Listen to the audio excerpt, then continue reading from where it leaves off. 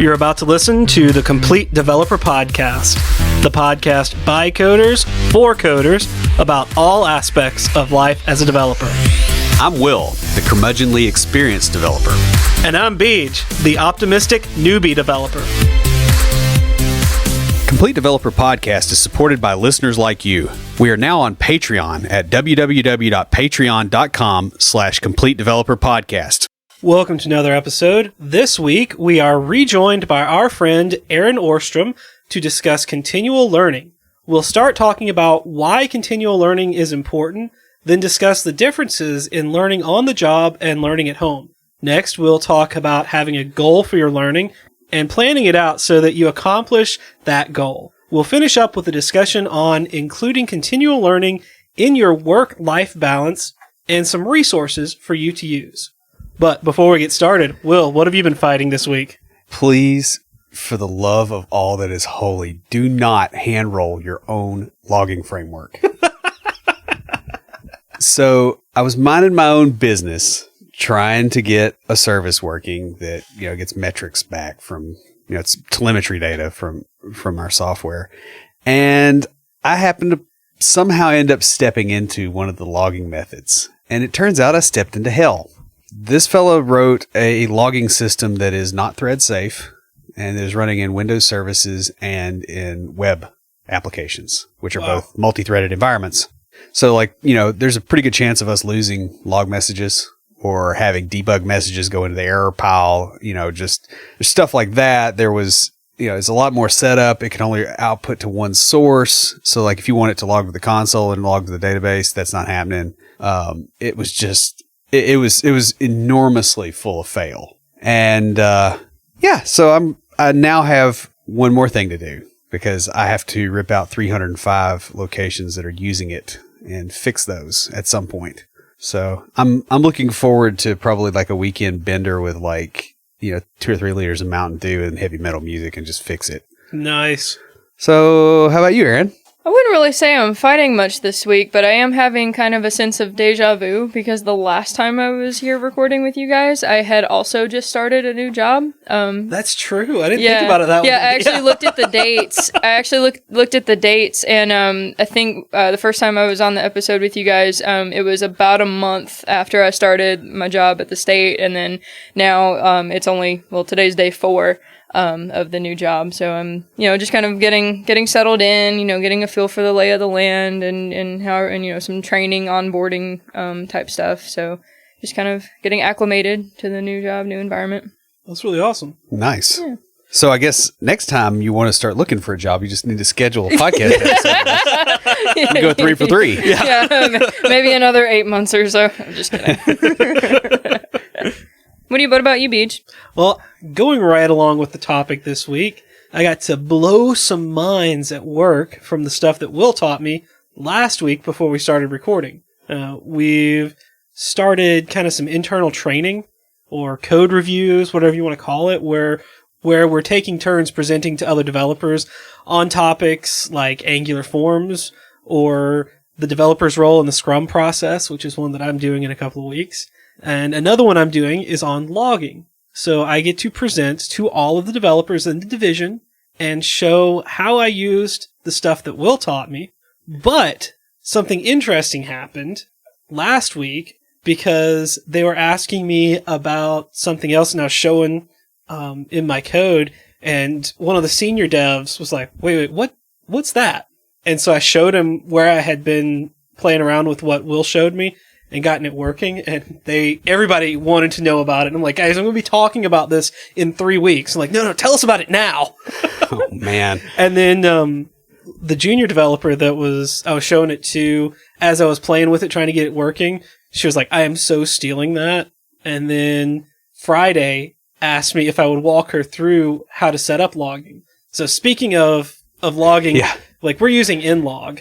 Yeah, we are framework, so... Partially. We're using inlog, log4net, and then Tony's dumpster fire pile of crap logging framework. I'm going to call him out by name. Well, sorry, little man. He doesn't work there anymore. It's fine. We're using inlog, and I think some of the senior developers have used log4net. Yeah. And so, but the other junior developer, she was asking me how to set that up, and so I walked her through it, and now she's using Nlog too for her stuff. So Yeah, and I'm moving all the stuff at the office to Nlog. Yeah. But it's a really good framework. yeah, it is. So the stuff I showed you on the board, I mean, let's be honest here. You're going to be you're grossly abusing generics, Lambda expressions. What else? Callbacks. Yeah, it's a Lambda. Well, yeah. 'Cause you're using I'm trying to think. There was something else in there too that was just Oh yeah, it's beautiful. like generic constraints. Like it's one of those things that's like it's real pretty as long as you don't open it up and look at it. Because if you do it, it takes a hot minute. Mm-hmm. You have to think about it a bit, but once I explained it to everybody, they kind of picked up on it. So yeah, it was sort of like a whiteboard interview problem though. When you're sitting over my shoulder, looking at it, he's asking me questions. I'm like, dude, like I'm capped.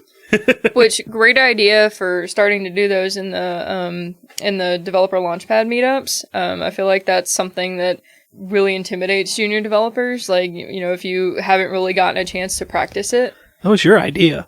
Well, I thought we stole it from you. If we didn't, I don't think it really was my idea though, because I was talking to you about my interview and just was like, oh gosh, I haven't ever done a whiteboard interview before. And then you were like, hey, would that be something that people would be beneficial to people? And I was like, well, yeah, of course. So it was you inspired the idea. Yes, we'll go with that. Yeah. I mean, I'm all about, giving credit where credit's due. Yeah. So yes, you're taking credit where credit's offered. Yeah, fair. Yeah. Also, I have a new nickname at work. The operations guy on the team that I was recently brought on to fill in for the API developer that left called me Thor the other day because and I'm quoting, laid down the hammer in the first Scrum meeting I was in by calling people out for being off topic. He was like, yeah, someone comes in and says, good morning, B. Just like, no, that's off topic. There's a new dog in the yard and the leg is going up. Yeah. That's what that is. But I did help the team get on point, and our Scrum meetings, even when we had the entire team there, including our managers and executive director asking questions in the meeting, it only took 15 minutes. Yeah, that's pretty good. So did you drop the hammer on the executive director? No, she was actually waited to the end of the meeting and then asked her questions. So I couldn't say anything because she did the right thing. She waited till the meeting was over and said, hey, before y'all leave, let me ask these. Yeah. Let me ask this. Let me ask these. You don't need no stinking questions. I was going to say Zeus, like the concept we learned in JavaScript and says. Oh, man. But with learning in mind, I have something kind of interesting for IoTs, so let's go ahead and roll the music.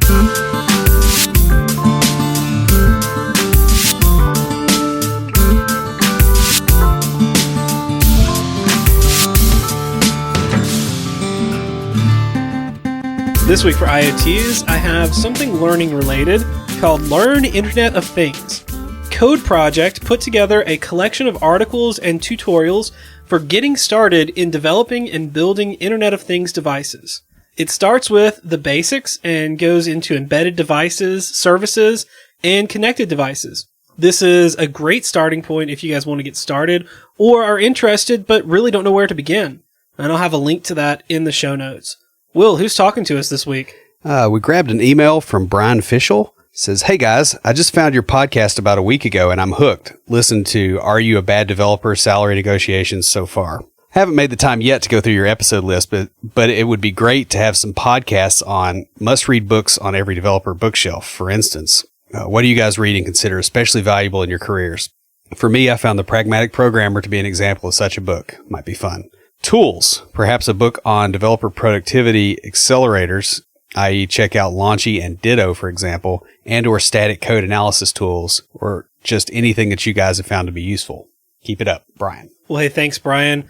We'll actually be listing some recommended reading at the end of this episode, and The Pragmatic Programmer is on that list. But send us an email with your contact information because we've got a Complete Developer water bottle just for you. And guys, if you'd like your very own Complete Developer water bottle, leave us a review in iTunes or comment on the website or any of our social media. We post all our episodes to Facebook, Twitter, LinkedIn, and Google+. We're also on Path and Tumblr. Now that we've got the comments fixed on the website, we'd love to start getting some good discussions going. Also, I would like to read more legitimate comments than spam when reviewing them.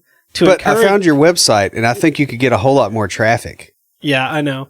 I love it because they list like we get those, it's not like this website, like our website name, it's the name of the page. It's the page title. Yeah. It's like, dude, I'm getting lots of traffic. I got tons of spammers. If I had a product that targeted spammers, I could retire. That's true. If I had a product that targeted spam bots. Yeah. Technically. So to encourage this, we'll be giving preference to comments left on the different posts when choosing who to send a water bottle to. So just for everyone else's edification, I started updating Windows Saturday night, and it's Monday night, and it just finished. Erin is a graduate of Nashville Software School and currently working as a junior developer. She's active in the development community here in Nashville and enjoys getting together with friends to play trivia each week. Which Beej is also involved in. He's also in the trivia group. I am. That's why I put that in there. Yes. No, I go out with them and play trivia. It's fun. It's all a bunch of junior developers. Anyway, guys, it's great to be back. Thanks for having me on again. Well, we're glad to have you back, and definitely going to have you on for a few more episodes that we have in mind. So Awesome. Getting on into it, the only constant in development is that it's always changing.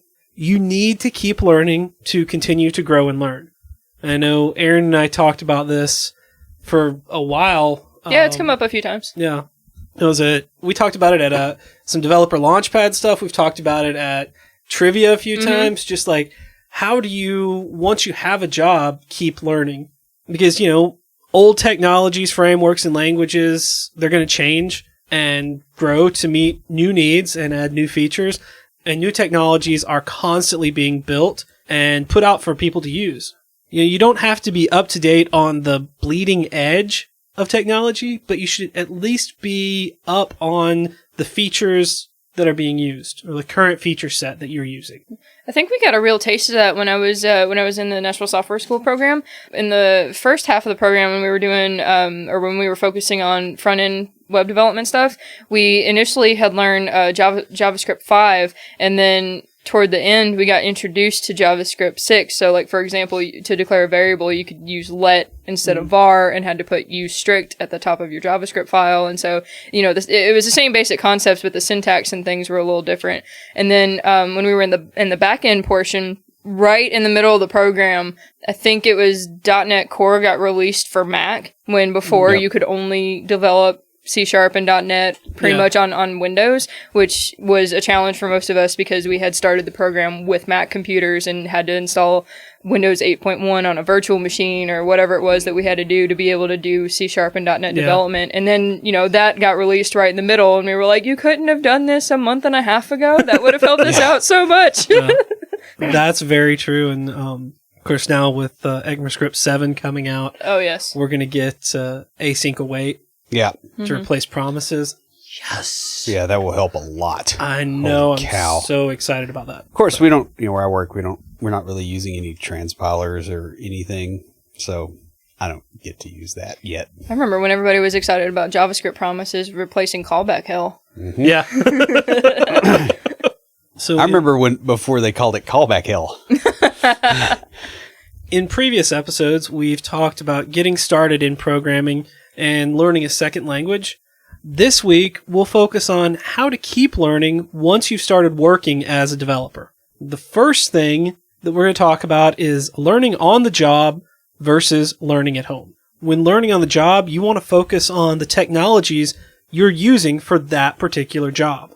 Yeah, that's kind of important. Your employer is paying you. If you're actually learning, on the clock, they want to see some kind of return on investment. I don't know how many developers I've worked with that have literally, they've done like skunkworks stuff on the clock in another language that the company was never going to use, playing around with new stuff.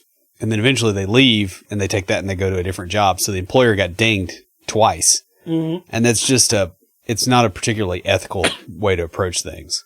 Exactly. And they're going to ask, what are they getting out of you learning this? How's it going to improve your performance? And how's it going to improve their product?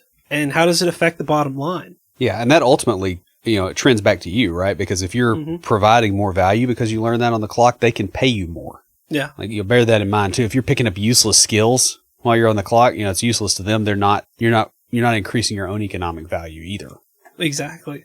And for example, if they spend $1,500 on training you and pay you during that time, they need to be getting more than that back from you once you finish the training. Yeah, at the very least. Now, of course, sometimes it's their own dumb decisions that make that not materialize. Yeah. Like I got sent to a SQL Server Analysis Studios training that was like 3 days long, and I got paid and all that. I literally never, ever have opened that since that training. And that was 10 years ago.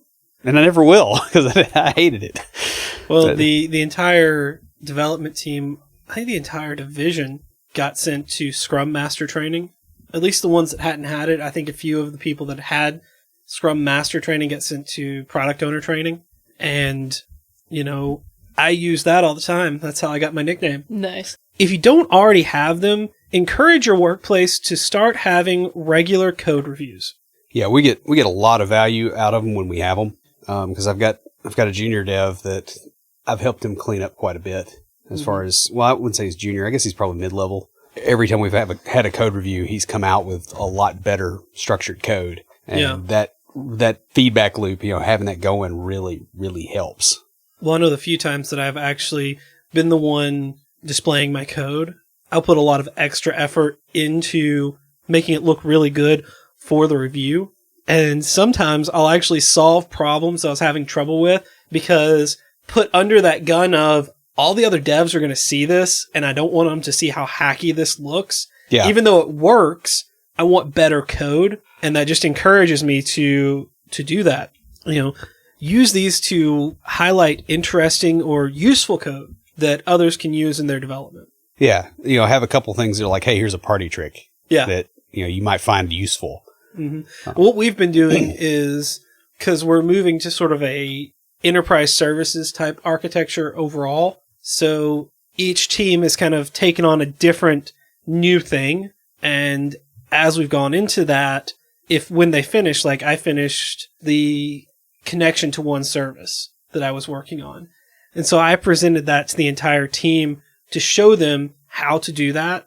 Now, ultimately, I'm hoping we can talk the big boss people into giving us some time to actually go in and write some NuGet packages so that they don't have to go in and copy that code over and then adjust it to their app, but they can just download the NuGet package and go. I can show you how to do those. It's stupid easy. Oh yeah, I know how to create them. It's just having the time to create them that I'm going to need.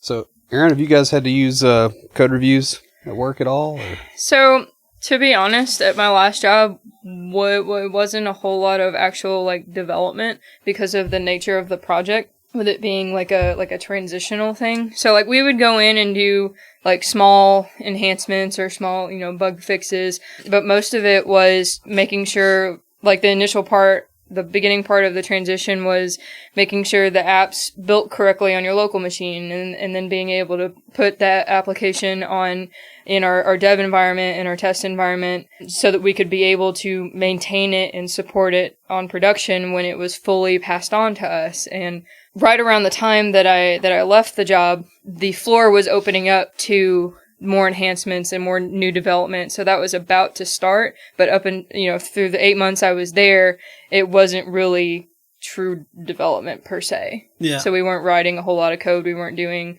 enhancements or features or anything. So we would review each other's code through the takeover, just to make sure that when we updated the properties files and the Git repository URLs and just things like that, we would have those double checked, but that was more cross checking than it was essentially a code review, if that makes any sense. Honestly, a lot of the better code reviews that I've seen have happened when there has been a previous developer that left really crappy code. Mm-hmm. When you get a senior developer to get a senior developer and a junior developer, the junior developer watches over the senior's shoulder, and the senior developer fixes it and explains what they're doing. Good. And you kind of have to almost elicit the time to get the code review done, from your boss. You have to put that as, hey, look, this is an investment in the junior developer, in me. And that's kind of the way you swing that. But it does have to happen for learning to really accelerate.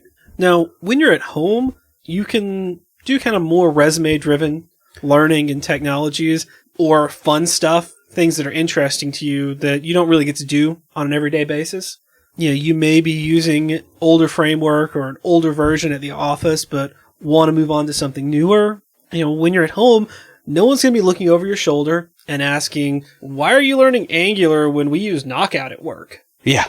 Home is the appropriate place for building and learning in order to improve your skills to get the next job. Or to do, major changes on the one that you've got, right? Because Yeah. if you can bring that skill in and actually show it to other people and show the value, it's a lot easier to get changes pushed through. But your employer's not going to let you build the skill to that level when you're out. Or when you're out in the office. Like, you got to do it somewhere else. That's like with using the nlog logging framework.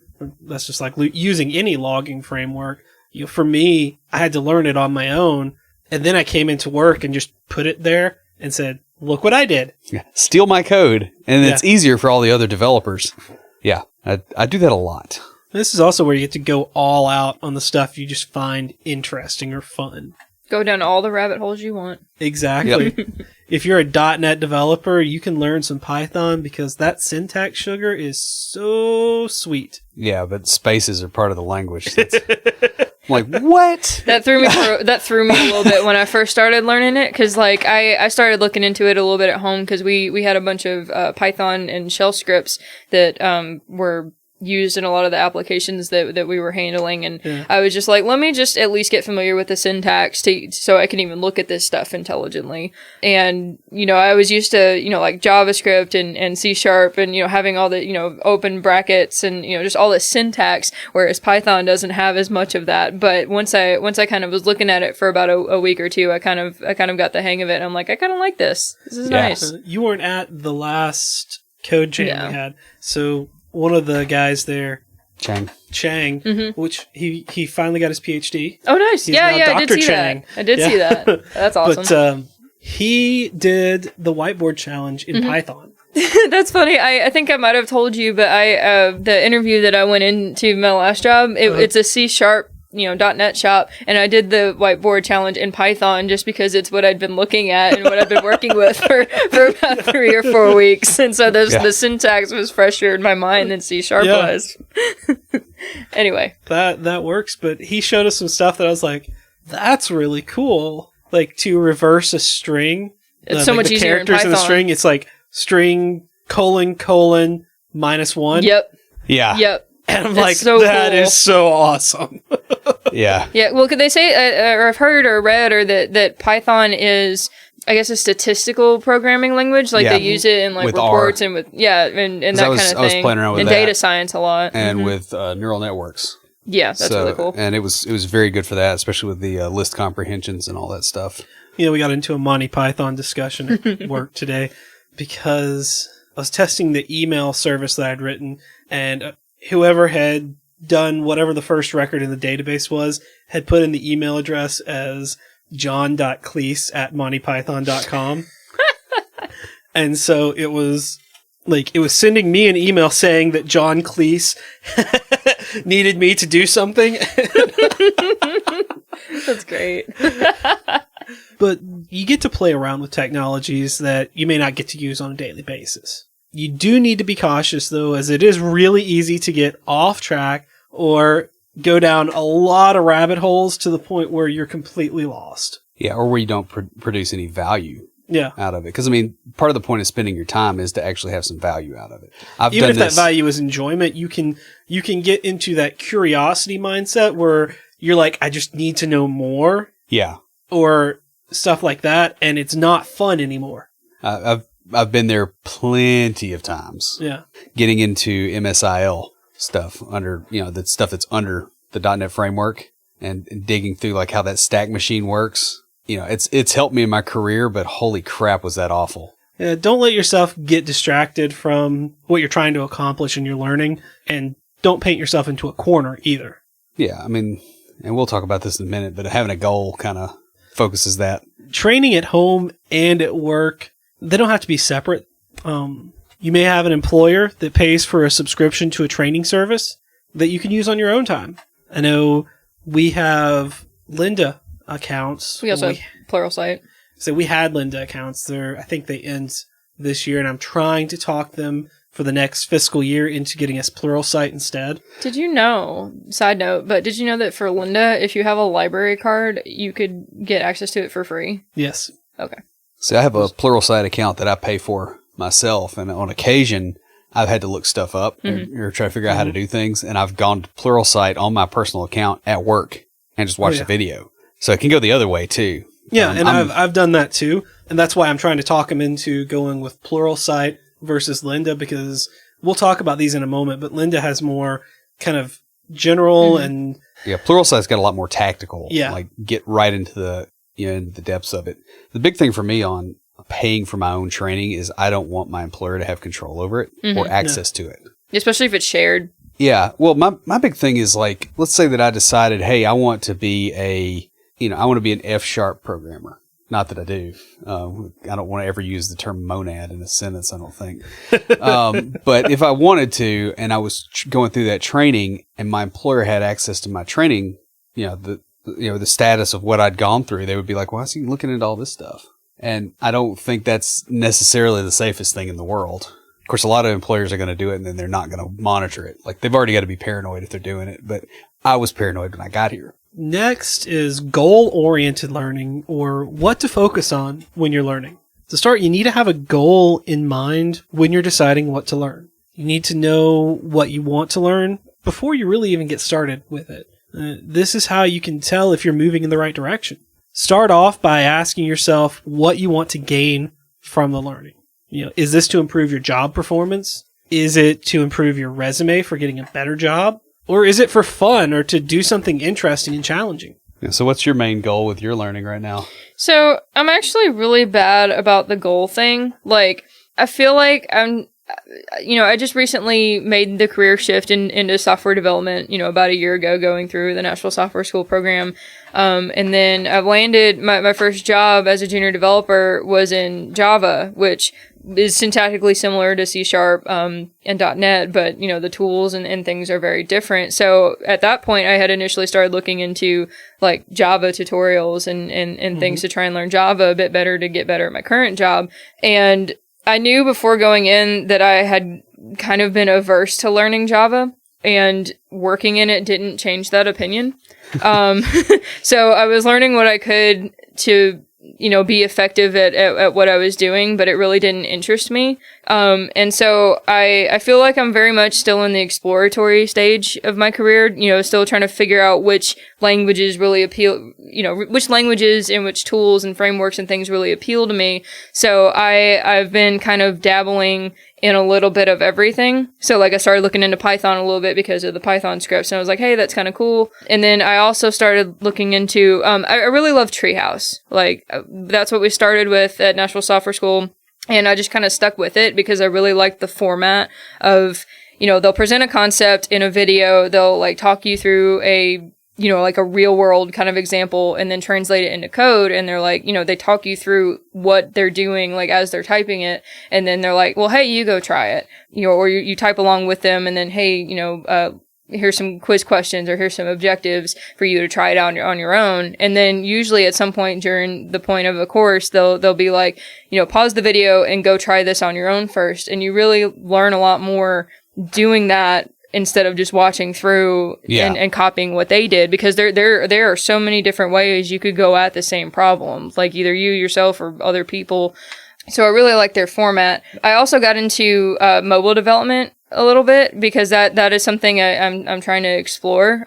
But just with learning different technologies in the job, it's something I do for fun, but then I'm also trying to learn skills that'll help me better at the current job at the same time. So I would use Trello boards. Like, I really love Trello, because you can, well, I guess I can talk about this in a little bit when you talk about, like, setting due dates and stuff, but Trello helps a lot with that. Yeah, we'll get into that in just a little bit. Well, and I think Beej and I, ours are a little bit more, like, focused towards being able to do very specific things just because of... I played around with some mobile development because I built some games for my nieces and really enjoyed it. Like, I was looking into it, so I built the games as sort of a, let me play around with this. It had kind of a twofold thing. I wanted to build games, I wanted to build mobile, and I wanted to build something for my nieces for their birthdays. Well, I think part of where I got caught on the mobile development thing was like, so there's iOS and there's Android are the two big ones. And then for iOS specifically, you can either learn Objective-C or you can learn Swift.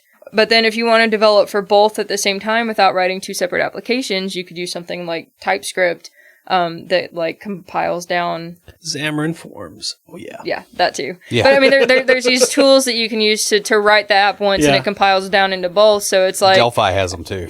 Yeah. I think I got stuck with You can do Delphi on mobile. Oh yeah. I want to do this now. Really don't. Oh yeah. Embarcadero's got all kinds of tools for mobile and for web. You can do websites in it, and I don't care about web. Interesting to know. I want to do Delphi Pascal mobile development.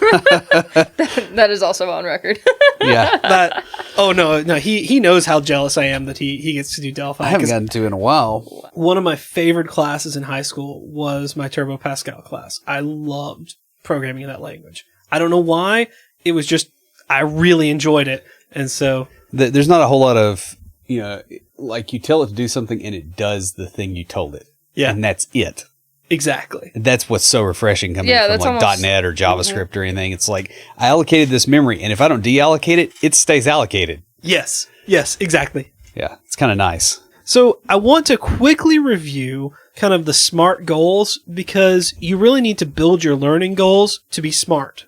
And these are specific, measurable, attainable, realistic, and time-bound. So under specific, know what it is that you want to learn and have an idea of what you want to do with the new knowledge. Yeah, in other words, like a goal of, I want to be able to build an app that does this, or I want to be able to do fairly concrete on it.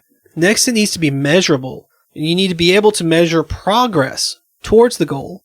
Have an end in mind of what you want to build with this new knowledge, like you were just talking about, and be able to measure the progress towards that end. Right, because when I was learning AI stuff, there was no measurable progress. I was just tooling around, and obviously I don't do AI programming. Yeah.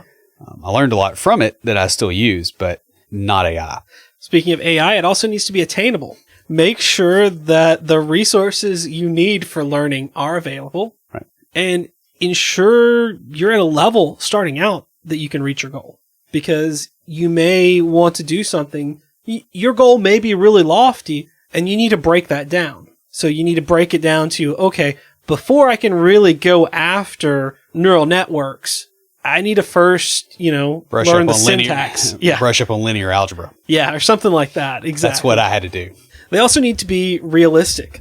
Build your learning goals so that you can reach them. Make sure that it's not too easy or too difficult. Because I know I've had problems in both areas with goals that were too easy, and I just knocked them out without much effort at all. And so I'm like, oh, well, if that was easy, let me go after this thing. And it was just... Yeah, and you got slammed. Yeah. And finally, time-bound. Give yourself a time limit on learning. Set a deadline for building or creating something that you want with your new knowledge. Your goals may change or need to be adjusted along the way. Goals in general, and especially those for learning, need to grow and change with you. Because a lot of times, the other thing that'll happen to you is you'll get a little ways in, and then you'll find something in there that you're really, really interested in that you didn't have the perspective to see how interesting it was until you're in it. Mm-hmm. And that'll be the thing that you pursue. Like, I thought that neural networks would be very interesting to me, and that is not anywhere near as interesting as gene expression programming and some of that kind of stuff. Yeah. Because it's more the way I think. And so your goals changed at that point. Right. Write down your learning goals. Keep track of not only what you're currently learning, but also what you'll be learning next. This is going to help you keep focused on what's important while you're deep in the process. Right. It's really easy to get distracted and go down those rabbit holes that Erin was talking about. Yeah, when I kind of went down one during my explanation, but I feel like this we never do that on this show. Never. The thoughts just kept tumbling right after each other down that rabbit hole. But this may be a good time. She was a tumbler. Bring that joke right back in. Yes. Yeah, just tumbled right on down that rabbit hole. So you were saying? Yes, but this may be a good time to bring up Trello, which I know there's other similar tools out there, like like Linkit for enterprise, and I know you said you were using some kind of Kanban board when you were first starting out, but like Trello's free, and like I use it to keep track of like what I'm currently learning, and then you can add like different line items. So like for example, like I'll use it for a course on Treehouse that I'm wanting to complete, and so each course or each video I guess has a title, or you can keep track of different courses in an entire track, which I think is what I do for the most part. And so once you finish one of those courses, you can check it off, and it has a progress bar at the top of that card that'll show you how close you are to completing, like, say, the track. So if you have 10 courses in a track, you complete one, you're 10% of the way done, and then you do another 2, you're 30%. And so you can keep track of your progress that way while you're learning the new skills. And you can also put due dates on there. So say, you have a 10 course track that you want to complete, say, within a month, and so you put the due date at the end of that month. But say, you get distracted with other things, or things come up at work, or you've got social outings, or, whatever it is that happens to come up, you can always push that due date back and have it be flexible while still maintaining that progress towards your goal. That's a really good point. It kind of jumps ahead just a little bit into the planning. Yeah. That's perfectly fine, because we do that a lot too. Yeah. So, but before we get into that, I do want to talk about how your goals will help you determine what to learn. Yeah, and that was a big thing that I remember we both pushed as far as you were going through your learning process, because I think I started making fun of people that were like trying to learn 12 languages. Yeah. It's like, oh, I can do Hello World in 12 languages and live under a bridge. It's because, early on, your big goal was basically just to be employable in the Nashville job market. And so that's why you didn't do, Perl or Python or some of those others. Part of it was because of, what I was capable of teaching you, but also part of it was, what is the bulk of the job market here? Yeah, I mean, my goal was to get a job. And that was, and this is kind of talking about initial learning, but it also applies here. Like, my goal at that point was to get a job. So I put my focus on what to learn, on what is the market looking for. Which was C#. Yes, exactly. Then as I got more into it, it was, okay, a lot of places want you to have C#, but they also want you to have some front-end knowledge. And what I learned was the big thing was Angular. And so that's where I put my focus later on, and now that I'm in a job, it's, okay, well, I want to be training for that next level for when I go for a more advanced position. Right. And so it is learning more detail in C#. Like tomorrow I start a class on C# extended features. So like all the link and all that stuff, probably. Yes, which is kind of funny because I already use a lot of the stuff we're going to learn, but I'm hoping that it'll get into even more detail than I already know. And that I'll pick up on some things that I didn't know and can start applying. So you need to determine what you need to accomplish your goal. Do you need to sign up for a service that provides training or tutorials? Do you need a new development environment? If you're going to be learning Delphi, it's not going to work too well with Visual Studio. Right. It's not going to work too well paying for Embarcadero either, so you probably need to go to Lazarus with the open source free Pascal. And how much time is it going to take to achieve your goals? Erin mentioned this earlier about setting deadlines, and we'll get into more detail on that in just a little bit. But you had like a 6-month one. Yeah. It seems like, give or take, and you were pretty close. You probably should have been able to get a job, at the 6-month mark once you really started going full med student on it. Yeah. I mean, it was about 6 months into it that I really got serious. I was working a full-time job and then coming home and doing and writing a calculator app. Yeah. An endless freaking calculator app. Yeah. It was towards the end of that calculator app that I got really serious, though. Yeah. But before that, he went off on a tangent. A tangent, like from before geometry. He's making fun of me because I found this. So the way I learn is I take a tutorial and I go through it, and then I go back and I'm like, all right, what can I add on to this? So I build Which is what you're upon. supposed to do. Yeah. I mean, a lot of that really came down to, the way we had planned out your learning, too. It's kind of dragging you back on course a little bit. Well, there really wasn't a lot of planning Look, to it. look, the new shiny thing. Work on this. Yeah. Yeah. Yeah. You look too. You were like, where? Yeah. There's a shiny? So we've been mentioning it. The next point is you need to plan out your learning. And that's so important. Yes. Like, well, hold on. I'll tell you why in just a second. Oh, go ahead. Oh, yeah, go ahead. Oh, well, I was You just ain't going to gonna say, talk much. like, for me, like, I think you guys are going a different way with this, but for me, like, by the time I get home from work, like, I'm not a morning person, and having to get up at, somewhere between 6:45 and 7:15, and then fighting traffic to get to work, and then working all day at a computer, like, and then fighting traffic to get home. I don't want to stare at my screen anymore by the time I get home. And also just depending on what else is going on that week, like, say, for example, tonight, we're doing this podcast episode. There's another night this week we're going to be going to trivia. Like, those are 2 nights I won't be able to do any on my own learning. And then, what if I want to make it to the gym at least a couple nights a week? That also kind of, you just That have to wipes plan out around. the rest of your weeknights. But, yeah, pretty much. It's like you, and then by the time the weekend comes around, all I want to do is play Skyrim, which is what I've been doing for the last 2 months, most of my free time. But I can't blame you. I mean, I just want to play. I've played Oblivion through like every quest. yeah, well, he So, told me like it took you like a year or something playing Skyrim to do all the quests because that's what you I haven't wanted played. to do. I haven't played Skyrim yet. It was Oblivion. No? Oblivion, Okay, yeah. okay. 'Cause Sorry I if I thought we said were the talking wrong about thing. that. Oh no, it's fine. But same kind of idea. Anyway, I played through most of them in Daggerfall too. That came out. I will say this. I am on the verge of switching to PlayStation because I don't know if it is bad code or bad business, but my card changed. My debit card, bank sent me a new card and all that. And I go to play Destiny and it won't let me get on Xbox Live because I haven't paid for my gold account.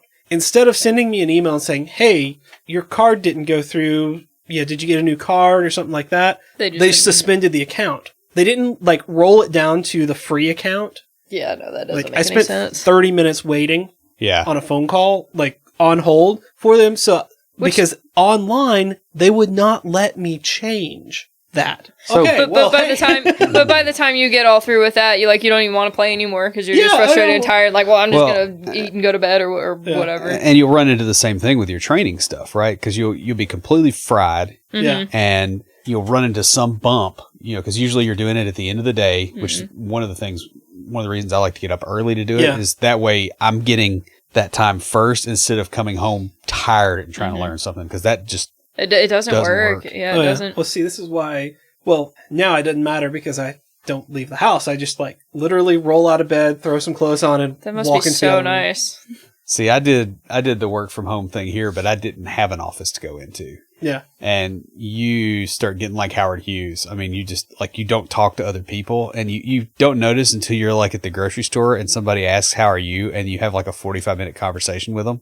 And you're like, okay, whoa. so you want to start your planning with your goal in mind. You want your learning plan to work towards reaching the goals that you have for learning. This will give you purpose when deciding what to learn. It'll also help you know where you are in the process of learning and what you have coming up next. Start by building your own lesson plan. Some of the subscription services, you talked about some of them, they will give you paths that you can follow. Yeah, Treehouse has different tracks, usually based on the language. I know Pluralsight does this too, and a couple others. And some will even give you quizzes so that you know where to start. These are kind of predefined plans. Codecademy does that, Yeah. I believe. Break down what you want to learn from a tutorial or set of videos into digestible chunks. And Erin kind of mentioned this a little bit already, but break it down into, okay, I know I'm going to be exhausted when I get off work, so I'm going to take an hour to rest and just veg out, and then I'm going to spend an hour learning. That's usually what I end up doing, actually. You need to go through one of these chunks each time you have set aside for learning. And one thing I've seen that a lot of people do is they'll actually use the Pomodoro technique and estimate that way. And it's this many Pomodoros for learning. Which if I had the timer, I probably would. But Do you want me to buy you a tomato timer? You don't even have to buy it. You can download Tomighty. Oh, I could write one. Oh yeah, but you can download Tomighty. It's for Windows. It's like Pomodoro for Windows. It's the same thing, but it's Toggle free. has got one built in Yeah. too. I just Do you want me to buy you a tomato timer? I want a industrial engineered hardened one, so that when I'm done, I can be bam. That's what I want. I will find one, and that will be your palm birthday striking. Bear in mind, I've broken a coconut with my hand, so I will get you the toughest one possible that you can palm strike. That you have to hit it hard to stop it. I will look for that. That will be your birthday present this year. All right. And if at all possible, I will get Complete Developer Podcast logo on there. That would be awesome. Yeah. Also, you want to track your progress throughout the lesson or set of tutorials. We've kind of discussed this a little bit already. You need to know where you are, where you left off from previous study time, so you know where to pick up. And, depending on the format you use, like tutorials, videos, books, it may vary on how you keep up with where you are in the process. But a legal pad and a pencil goes with just about anything. Yeah, exactly. Unless Even if you're... And you can take them out of the supply cabinet at work, so you don't even have to spend any money. Not really. I buy mine because I'm too lazy to bring one home. I was just going to say, unless you're one of the people who can't read your own handwriting later. Yeah, there is that There problem. is that. Yeah, we've both suffered from that and gotten better at handwriting because of it. I just chose a career in He's computers. recovering from being a doctor. Yeah. From heading into med school. They almost got him. It's like Frodo almost becoming a ring wraith. We've kind of talked about some of the services that will break down the learning into shorter videos, and they can help you keep track of your service. However, when it comes to written material or longer videos, the responsibility falls on you to keep up with your own progress. Also, if you're learning multiple things from different sources to accomplish a goal, then you really have to keep track of them on your own. Yeah. We've kind of hit on the Kanban board idea. You use Trello. Mm-hmm. I used a free one that doesn't exist anymore, so no point in mentioning it. When I first started learning, that's how I kept track of everything. Mm-hmm. Will and I use Kanban Flow for podcasts. For all the workflow on that. And we used to use Lean Kit for a while. And Yeah. We started using it, we used it, and then we stopped using it as much. We kind of tapered down, and then that next $600 a year bill was headed our way. And it's like, you know what? No. It's a good idea to take notes while you're learning. Yeah. Well, you probably want to keep that notebook. Mm-hmm. A lot of times. I mean, I have a notebook that I carry around. I don't keep as much in the way of programming notes in there now. It's more business related stuff because that's my main push at the moment. But that's a heck of a resource. Like I had to build an email at work from notes from training material that I went through, and it was an email to the marketing group, and it was it was a good 2 or 3 page email with a whole bunch of links and pointers to case studies and all kinds of stuff that I got from a conference, and that's legit. And that way, if you ever have to bring something into work, you're ready. This provides a quick and easy reference for you after you finish learning. It highlights important information in your notes, and you can reference back to the material for more details. Yeah. I think what I tend to do is I use OneNote, and I have everything kind of sectioned out. So if I'm doing Ruby tutorials, I'll have a section called Ruby. Well, okay, I haven't done Ruby yet, but the same idea applies. So I'll have a Ruby section and then have different pages per whatever tutorial I'm going through, and that's where the notes go. And then I'll also put notes in the comments. If I'm following along with a video or a little project or whatever, I'll put comments to myself to if it's months before I get to look back at that tutorial or that project, I'll understand what the frame of reference was or what we were trying to accomplish in that project. I kind of do a similar thing, but I use the same notebook because I don't know, I just like to handwrite it. It sticks better when I handwrite. Yeah, I don't stuff. remember things if I type them. No. Yeah, there's scientific evidence behind that, but yeah. But I'm a kinesthetic learner. I mean, as far as learning styles go, as accuracy, that does seem to stick better for me. That's true. And I use the same notebook for I have a C# notebook and a JavaScript notebook, so that I can go to that notebook and go, okay, here's all right, I remember 2 months ago I learned how to do this in JavaScript, and we flip back to there. Oh, there it is. Yeah, see, I have from that. I have a notebook. Yeah, well, because I'm lazy. Everything's in there. Yeah, I know. I've seen you take notes when we've had meetings, quarterly meetings for the podcast. I've got a page for this, a page for that, a page for this, and Will has it all at once with margin, things in the margin that say what topic it is. It's I'm going flipping pages as because we don't always stay on topic. Can you imagine? Really? Yeah. But also follow up after you've learned something to make sure you've retained the information. Yeah. Hence why quizzes and coding objectives and things in some of the tutorials and things are helpful, because it's we did just go over this, but do you really understand it? Let's make sure. Yeah, spaced repetition is your friend on a lot of this stuff. Yeah, build something with the information you learned. You know, after you finish the course, while you're learning something else, go and build something with that. Start implementing that knowledge into your regular coding. Yeah. And that kind of goes back to what I said earlier. Like, you learn so much more trying to build something on your own or to try and implement a concept that you learned that somebody else isn't immediately showing you. Like, you know, you can always go and ask questions and things later if you get stuck, but trying to actually implement the concepts in a way that, you know, wasn't directly shown to you or explained to you will help really solidify that understanding. Yeah, that is very true. Next, we're going to talk about work-life learning balance. I think we kind of touched on this a little bit. Yeah, We- but the we biggest have. salient point is to schedule time to learn. And Yeah. I've been real bad about this here lately. I'm having to kind of get back in the habit, which has resulted in a bit of watching SQL Server tutorials, you know, around like performance and all that kind of stuff last thing at night before I go to sleep, Yeah. which is totally not the way No. you should do it. But You know, this could be an hour or so in the evening to go through a few videos or tutorials, or as Will, when he's on point, likes to do, in the mornings before you start your day. yeah.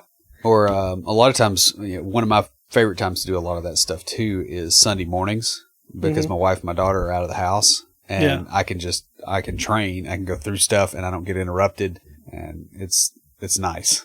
But you do have to figure out a time that, you know, so that you can consistently apply a little bit of effort. That'll get you a lot further than Yeah, trying to the binge. idea here is to do this on a regular basis.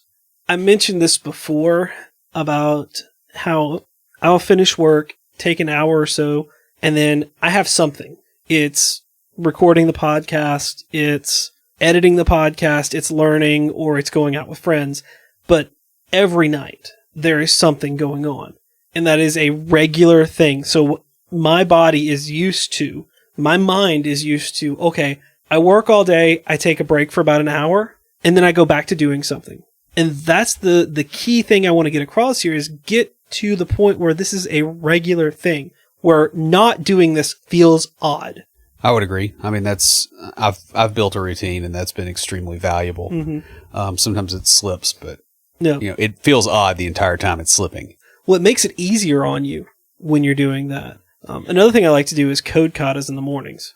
I used to do that when I got to work most mornings, and just, you know, typically doing the same thing over and over again until I'm as fast at it and can do it in as few lines of code as possible, you know, using the tool chain that I have.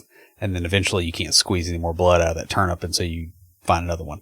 I will say, in addition to routine, environment has a lot to do with how focused you can be. Because I know, Will, you mentioned, you know, Sunday mornings being able to focus on stuff while your wife and daughter are out of the house. My current situation, I'm still living at home with my parents, and everything is in my room right now. So my desk, my bed, my TV, and everything. Yeah, and that so can be pretty rough. And yeah, because I'll sit down at my desk to, you know, try and focus on, you know, doing tutorials or learning or whatever.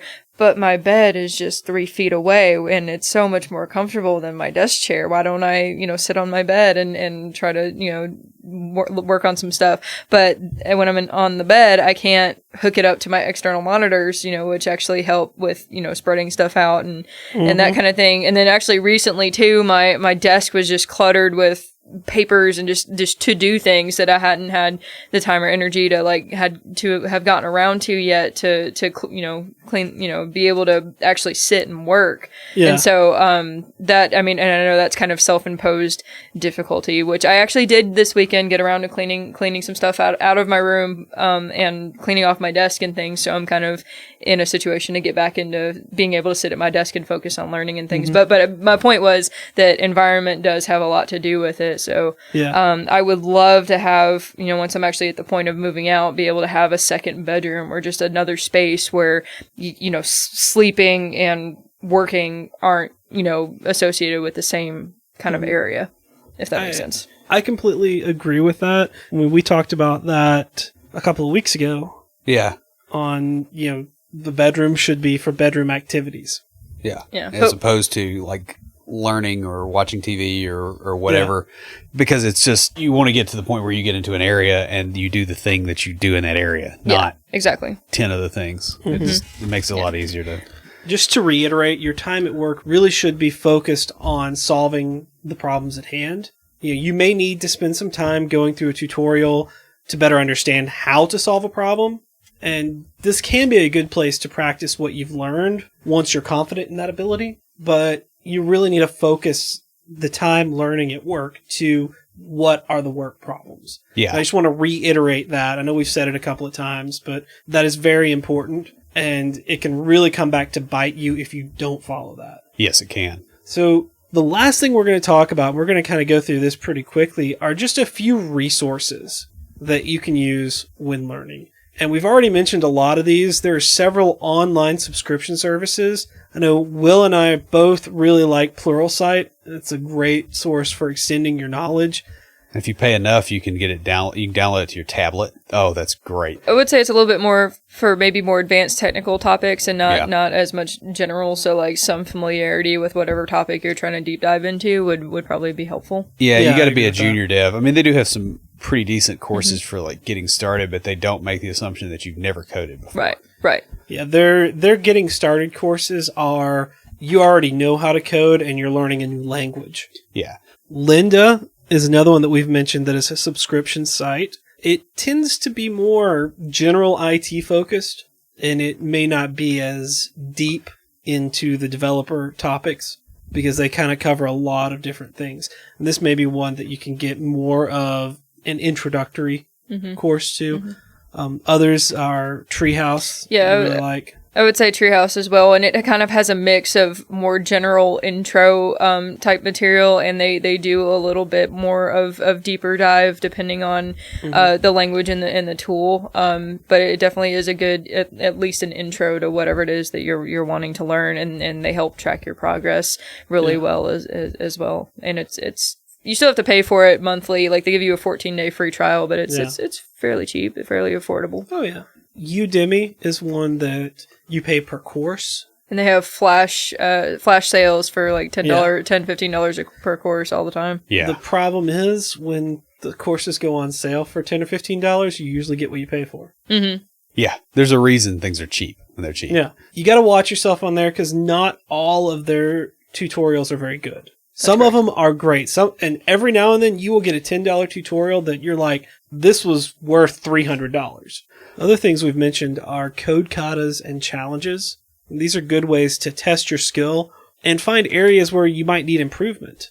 Code Wars has you competing with others on challenges to improve your skill. Code Eval lets you create leaderboards and rank yourself against others in a team so you could get together with a group of friends and get on there and have like a ranking system. There's a lot of websites where there are code challenges out there and katas, including our very own Developer Launchpad site, where we post our monthly challenges for the group.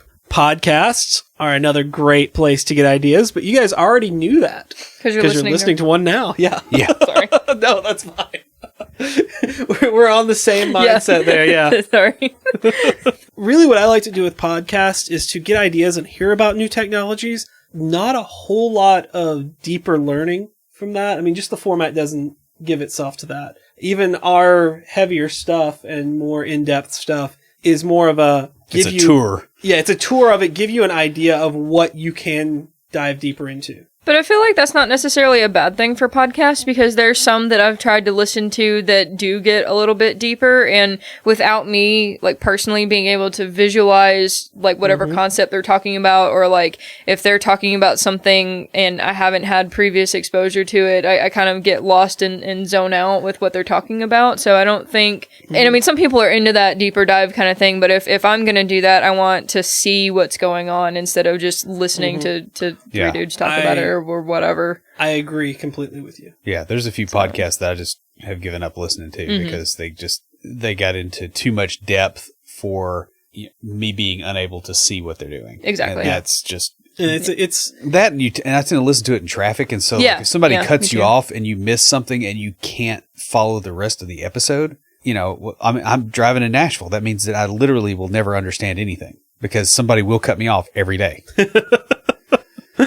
That's true. That's true. And that, like I said, that's not the format for the deeper dive. It's a much better format for, hey, let me introduce you to this idea. Or like we do some deeper dives, but it's more like you said, it's more like a walkthrough. Yeah. And here's a way to understand it so that when you do the deep dive, you're not stuck on terminology. Right. That's what a podcast is really good at. If you want to socialize, if you're extroverted, like the very few of us in coding that are, and you want to socialize while learning. If you like people. Yeah. You can look for a local user group or meetup. Not to toot our own horn again, but Developer Launchpad here in Nashville meets for coding jams once a month where we work on a challenge.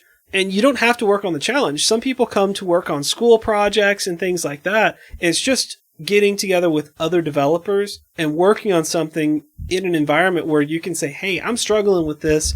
Does anyone know it? Can anyone help me? Yeah. So you and I both helped people out that were working on school projects. Right. Or even just potentially find yourself some kind of mentor, whether it be, technical or career or whatever. Like, if you don't talk about it at the meetup, you can make a connection that you can take outside. That's very true. Yeah. And the other thing meetups are really good for too is if you're looking for somebody that is not necessarily a mentor, but a person that you use as a mental model of what you should be doing. Yeah. That's fair. That's been helpful to me in the past. Mm-hmm. I do want to say you should probably be wary of YouTube and blog posts. Now, that doesn't mean don't use them, as, they can contain some really useful information and actually really helpful tutorials.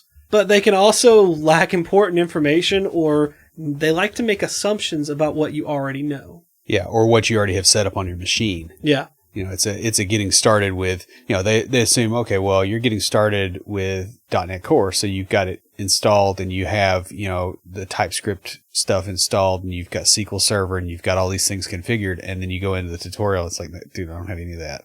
Just really check the comments to see what others are saying about the tutorial. See if it's being updated, if errors or omissions are pointed out, stuff like that. Yeah. And, try to get some that are fairly recent too, within the last couple of years is probably a good idea. Just about any language. If you get a tutorial from 2005, you're probably not getting the latest and greatest way to do things. And that kind of goes back to what we were talking about at the beginning of the episode, where the only constant is things are always changing. So definitely something within the last few months to year or two is going to suit you better. One constant is things are always changing. The other constant is things have always changed. Yes. Yeah. Finally, something that we promised in the comments, and that is our recommended reading list. So I have 3 books here that I would recommend to almost anyone starting off in programming. The first one is more specific if you're going to be in an object-oriented language, and that is The Gang of Four's Object-Oriented Design Patterns. The other 2 are a little less specific, and that is The Pragmatic Programmer and a book from someone we've had on the show, John Sonmez, Soft Skills, The Software Developer's Life Manual. And I would suggest to anyone wanting this book, get the audio version. It has everything that the written version has, but John goes a little off topic a couple of times on things that he has learned since writing the book. And to me, a lot of those were really great insights that I tell everybody, I'm like, if you can only get one, get the audio. Erin, what's yours? Yeah, so kind of like I was talking about a little bit before we started recording, so far I've actually just gained more value, like especially from the practical application perspective of actually learning while doing. So I actually thus far haven't picked up very many technical books, so I really only have a couple.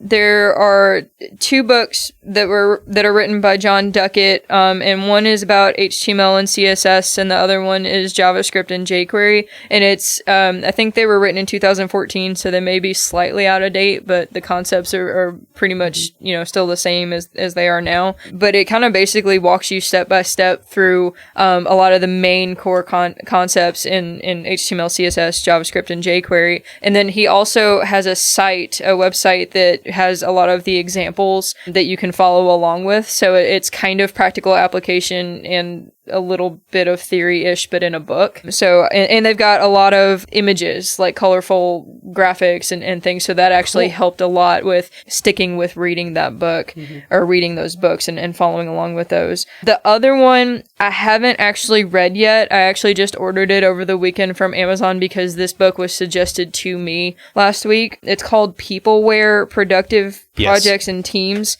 by Tom DeMarco and Timothy Lister.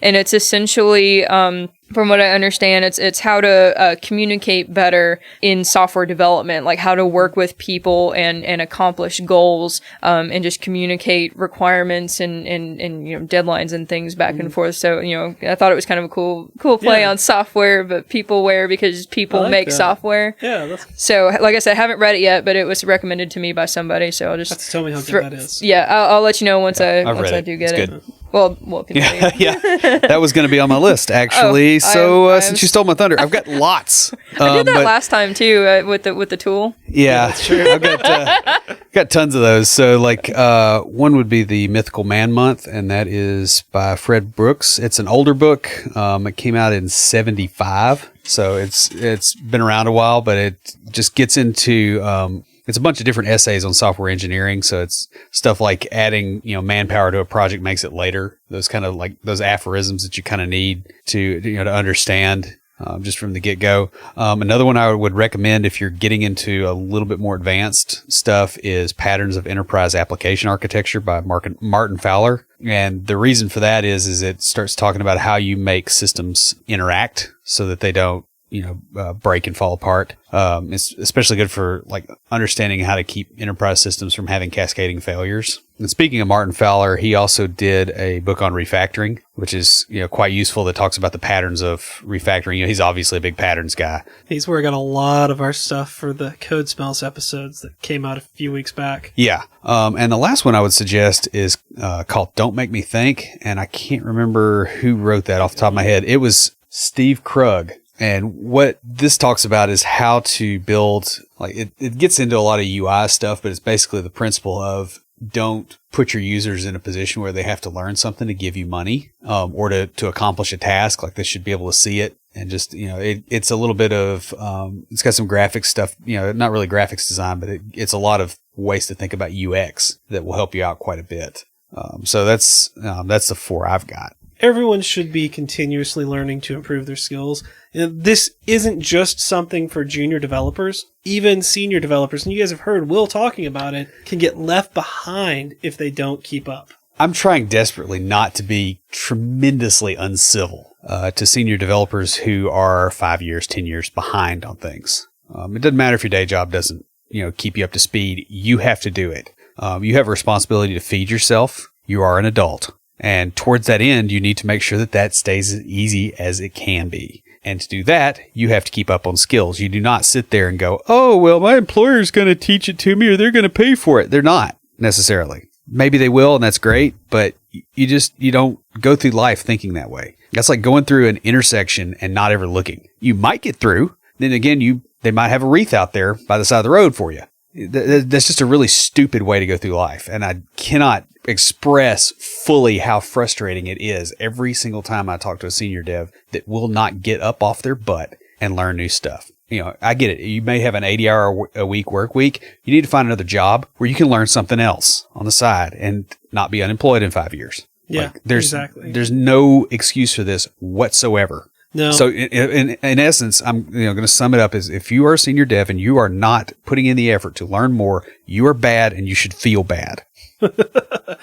Now, in this episode, we've talked about ways to continue your learning. And for more information about getting started as a developer, listen to our episodes Start Coding Today and Ways to Learn Code with Erin. That pretty much wraps us up. Before we close everything out, Will, what do you have for us this week for Tricks of the Trade?